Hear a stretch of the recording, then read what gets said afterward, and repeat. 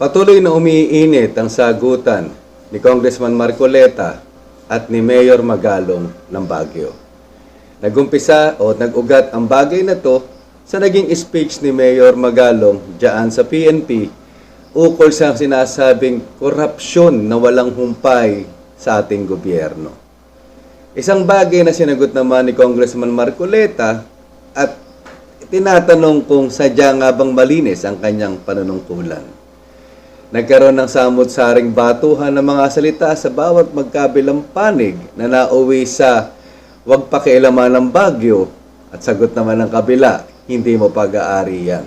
May mga butas na lumilitaw ukol sa kanilang mga sinasabi at ikaw ang dapat humusga kung sino ba ang nakuryente sa bagay na to. Mapapanood natin ng palitan na ating ginawa upang mapakinggan nyo ng maayos kung sino ba yung may isinuka at kinain ang kanyang sinuka. Okay? So, bago ang lahat, kung bago ka sa channel ko na to, please don't forget to click like, leave your comments, subscribe, and don't forget to hit that notification bell and click all para lagi kang updated sa aking mga bagong uploads at maka-join ka sa ating mga live, himayin at balitaktakan. And please share so we can spread the love and the knowledge. Okay? Ayan. So, panoorin natin at kayo humusga. At muli pinapaalala ko, pakinggan nyo ng maayos ang bawat sasabihin na magkabilang panig bago yung kabuuan ng speech ni Congressman Marcoleta upang malinawan ang mga ibinulatlat niya ukol dyan sa sitwasyon ng Baguio. Right?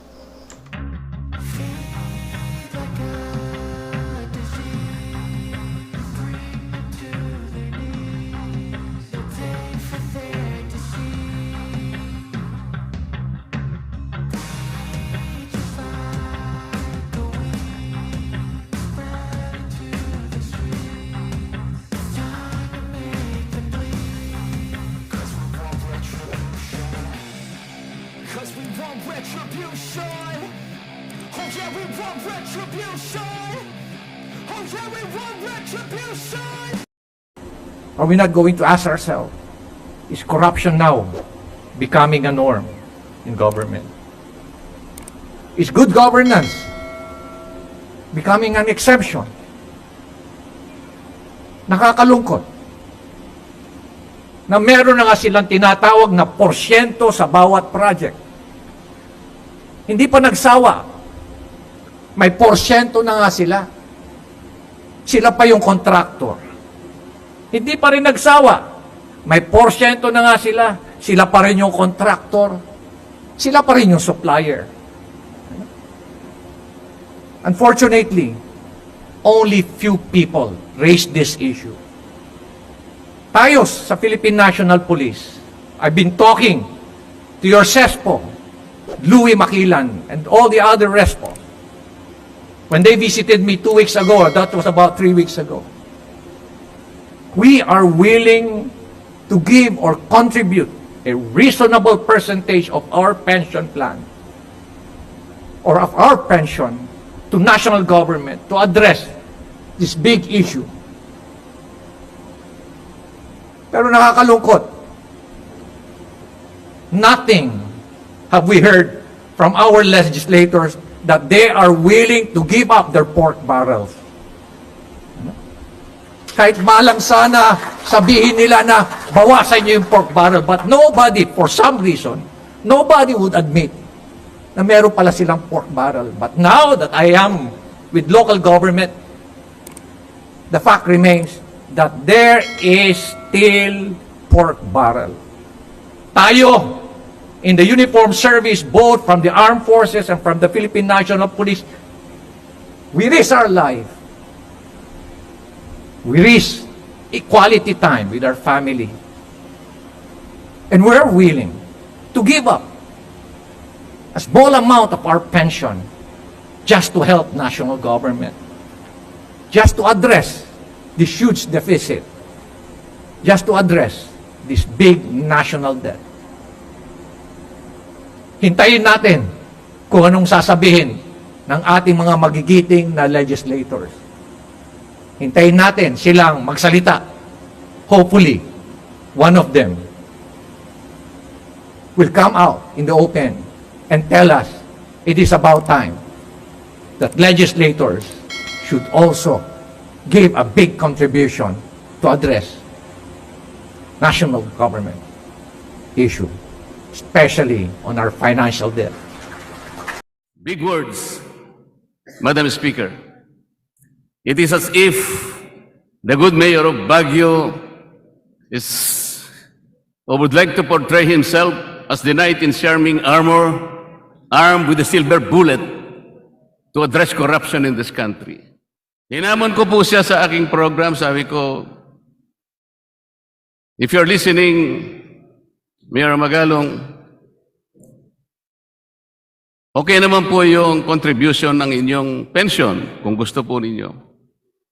Pero maliit po yun. Why don't you give up the confidential fund? Kasi po, meron po kayong confidential fund, according to reports, about 2 million pesos per year. Siguro magsimula po kayo doon, and then kung meron po kayong maitulong at na iba pa, makausap nyo yung ibang mga mayors. Whatever amount that you will be able to produce, I will ask the leadership of Congress to match that.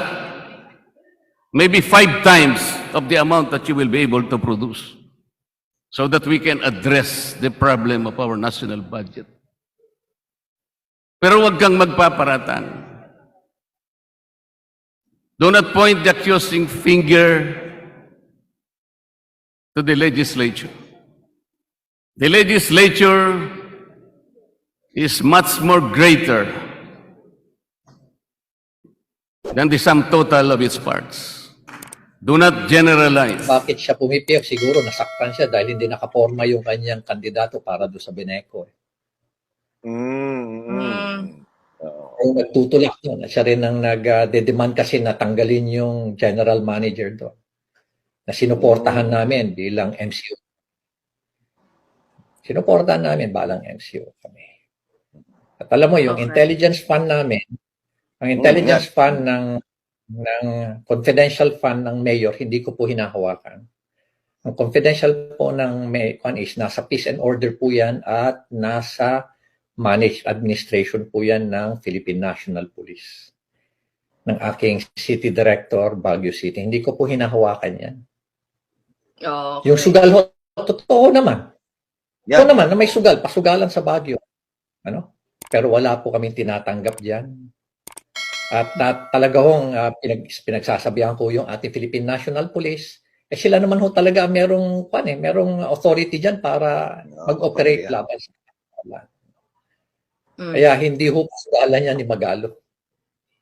At sa Marcoleta, hindi ko naman ho sinasabi na lahat kayo sa Congress baluktot. Yan. Pero ang nagtataka lang ako sa inyo, wag ho kayo makialam sa Baguio. Kasi hindi nyo po lugar yung Baguio. Meron ho kayong dapat pakialaman. Distrito. Oo, yung kanyang distrito. Pinakamaganda, pakialaman nyo ho yung inyong distrito at pakialaman nyo siguro yung korupsyon na nangyayari dyan. Ang dami pong pasugalan. Inamin niya po yun. Sabi niya, hindi ko naman problema yung mga pasugalan. Trabaho ng pulis yan. Sino po ba ang naglalagay ng pulis sa isang syudad, Madam Speaker? Hindi naman ako kanya kumukuha kung ano man ang nagaganap sa pasugalan. Kung hindi ka nagkakaroon, bakit hindi mo ipasara o ipatigil? Masyado naman yatang obvious yun. Sabi pa niya, Madam Speaker, huwag niyong pakikialaman ng Baguio. Ayaw mo palang pakialaman ng Baguio, ba't pinakikialaman mo ang legislature? The Bible says, do not judge, and you will not be judged. Do not condemn, and you will not be condemned. On July 3, 2023, the City Mayor of Baguio spoke before the personnel of the Philippine National Police at its headquarters in Quezon City in its flags raising ceremony. Initially, Madam Speaker, he spoke about technology and governance, how local governments can enhance the way they govern, the way they process, the way they manage local government units. Surprisingly, he discarded, as he said, his prepared speech, and he allegedly talked from his heart and from his mind. He talked about the mounting national budget of the country. He said about 13.86 trillion pesos, taking swipe at the former President Rodrigo Duterte, saying that in his term, the national budget rose to 142%. And he said he's very much worried. He said that only a few raise hell. And at that point, he said that he himself and some of his colleagues in the PNP are prepared to contribute reasonable part of their pension to address the national budget. But suddenly, he turned and point like an accusing finger to the legislature. Mabuti po, Madam Speaker, basahin ko po yung parte ng kanyang sinabi. Ito po, and I quote, "Pero nakakalungkot, nothing have we heard from our legislators that they are willing to give up their pork barrels. Nakakalungkot na meron na nga silang tinatawag na porsyento sa bawat project, hindi pa nagsawa. May porsyento na nga sila pa ang contractor, sila pa rin ang supplier. Hintayin natin kung anong sasabihin ng ating mga magigiting na legislators. Hintayin natin silang magsalita. Hopefully, one of them will come out in the open and tell us it is about time that legislators should also give a big contribution to address a national government issue, especially on our national debt." Big words, Madam Speaker. It is as if the good mayor of Baguio would like to portray himself as the knight in shining armor, armed with a silver bullet to address corruption in this country. I'd like to believe that he is trying to project himself as the Hercules of Greece in mythology, who has tried to cleanse the Augean stables, the modern reference of graft and corruption, Madam Speaker. And so this representation initially reacted in his program several days ago. Armed with the annual audit report of COA ending December 31, 2022, this representation pointed out that 347 development projects prioritized by the city of Baguio were never implemented. They are worth 943 million pesos, Madam Speaker. So the intended purpose, the intended socio-economic and environmental services to the targeted beneficiaries were not delivered. A portion of that audit report, Madam Speaker, also showed that 40 of the ongoing partially implemented projects were terminated because they incurred substantial negative slippage. 26 of them, valued 40 million pesos, incurred negative 15%. What does this mean, Madam Speaker? This means that there is no actual monitoring and supervision of the projects. The COA said the required detailed engineering activities were never undertaken. The total of those 40 ongoing projects is 96 million pesos, Madam Speaker. The funds received from DPWH intended to construct a multipurpose building and the athletic oval bowl in Burhan Park, Madam Speaker, were used to pay the progress billing of a separate city project in violation of the project's Memorandum of Agreement and in violation of the GAA of 2021. That's diversion, Madam Speaker.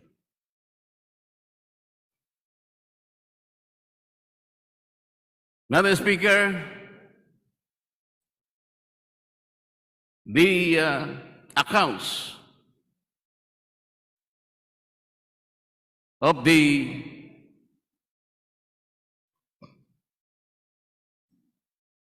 special education tax and the real property tax amounting to 456 million pesos could not be ascertained. Why? Because of the unreconciled difference between the reported balance of the city accounting office and the reported tax due of the city treasury office in the amount of 265 million pesos, or a discrepancy of some 191 million pesos.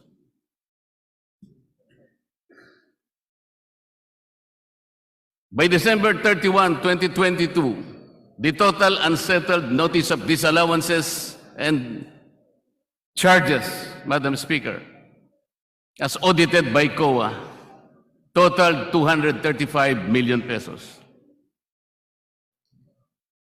Even the local disaster reduction management fund in the total of 405 million pesos, only 106 million pesos were utilized, Madam Speaker, showing a utilization rate of 26%.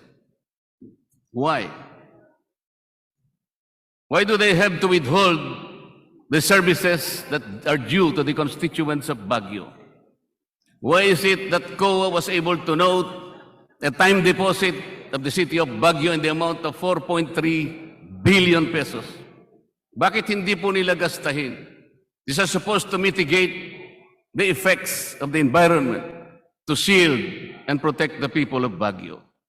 Bakit po iipunin ang 4.3 billion pesos in the treasury, in the banks, at hindi gamitin?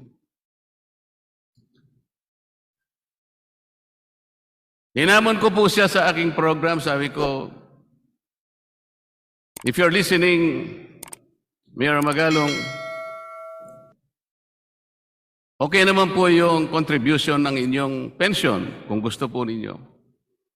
Pero maliit po yun. Why don't you give up the confidential fund?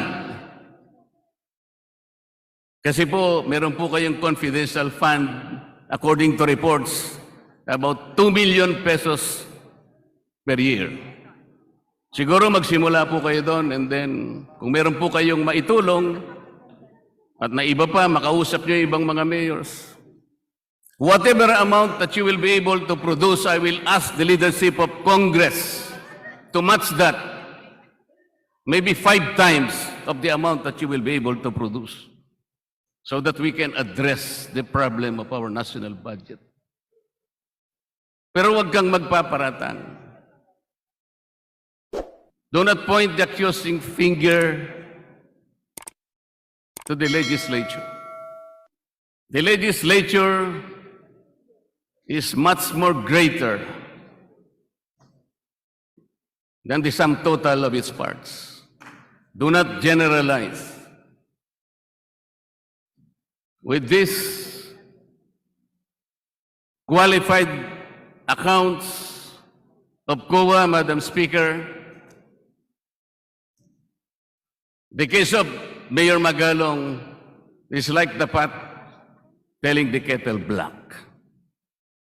Para pong sinabi po nung palayok, o ikaw kawali, ang itim-itim mo.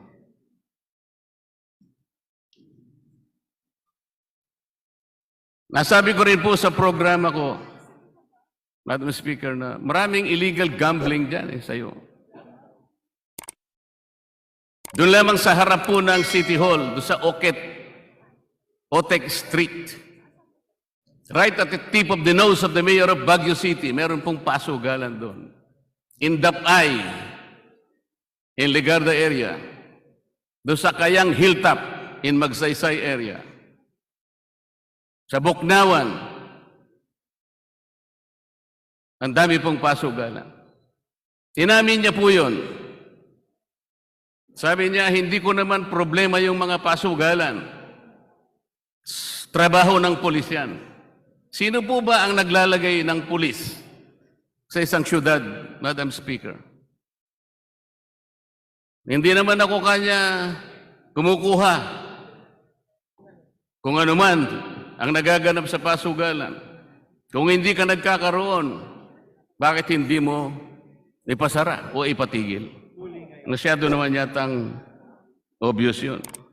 Sabi pa niya, Madam Speaker, huwag niyong pakikialaman ng Baguio.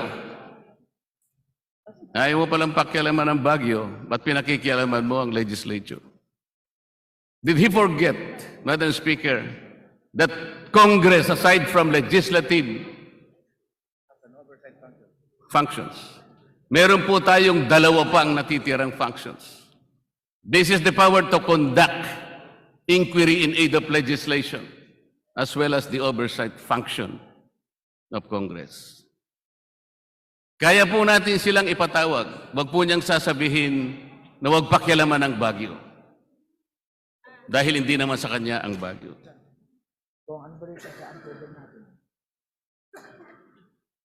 Nung nagpa-interview po siya sa radyo and television, he was asked to name names. But he refused to name names. Ang sabi po niya, I cannot do that. If I name names, I will be put in a very, very adverse situation. How come that he so appeared like he cares about our country? That he loved the country, that he showed patriotism and heroism. But he cannot face, he's not brave enough to face the consequences of his action. Madam Speaker, there was a challenge posed by the Bible thousands of years ago. He who is without sin should cast the first stone. With all due respect and in all candor, Madam Speaker, I do not believe that the mayor of Baguio City has the moral integrity or the rectitude to cast the first stone. No one is, Madam Speaker. Thank you very much.